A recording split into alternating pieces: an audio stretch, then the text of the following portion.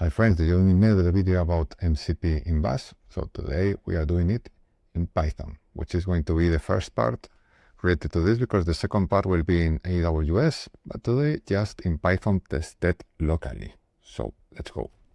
Okay, we create a folder for the project, MCP Python, and we need to install the MCP package. We need to create a virtual environment. This is a typical thing, you know. Now it's installing MCP. And now we're creating the MCP server. Okay, yes, this is example we have. I'm following actually this tutorial, okay? This is not super improvised. So we clean around the Bash thing, right? I import fast MCP, responses package. We're listening to everything. Stateless HTTP, and then we have different tools that are annotated right here, like this: add numbers, multiply numbers, create users, and then we have here the main function. So we are starting this. So how can we test this? We are testing it with an MCP client. We go to another tab.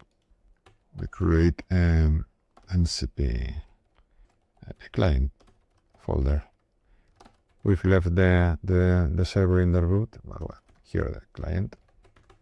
You can see that this is the agent core documentation, but this is pretty Python generic stuff. That's why I'm calling this video something like MCP in Python, because, you know.